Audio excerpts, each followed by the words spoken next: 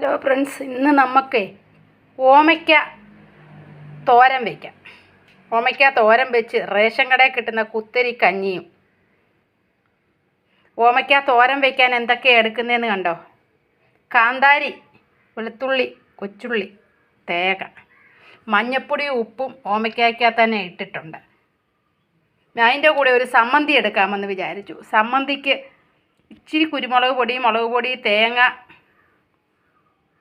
ഒരു കഷ്ണം വെളുത്തുള്ളി അതിനകത്തുണ്ട്, ഒരു കഷ്ണം കൊച്ചുള്ളിയുണ്ട്, ഇച്ചിരി ചീമപ്പുളി ഇട്ടു പുളിക്ക് വേണ്ടി.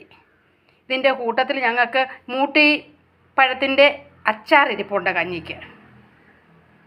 ഓക്കെ, ഞാൻ റെഡിയാക്കട്ടെ. ഓമയ്ക്കായ്ക്ക് ഞാൻ കടുക് വറക്കാൻ വെളിച്ചെണ്ണയ്ക്കകത്തിൽ കടുക് ഇട്ടു, ഉള്ളി ഇട്ടു, 2 അരി ഇട്ടു, പച്ചമുളക് ഇട്ടു, വത്തലമുളക് ഇട്ടു, കരിയാപ്പില ഇട്ടു. കരിയാപ്പില ഇട്ടിട്ട് നമ്മൾ അരച്ച് വെച്ച് അരപ്പ് ഇട്ടിട്ട് ഓമയ്ക്ക കൂടി ഇട്ടു. അതിന് വെള്ളം ഒഴിക്കേണ്ട ആവശ്യമില്ല, അതിൽ ചിക്കി തോത്തി എടുത്താൽ മതി. എന്നിട്ട് സമ്മന്തി റെഡിയാണ്. ഹായ് ഫ്രണ്ട്സ്, നമ്മുടെ മൂട്ടിപ്പഴം അച്ചാർ, സമ്മന്തി, ഓമയ്ക്ക തോരൻ, കഞ്ഞി റെഡിയാണേ.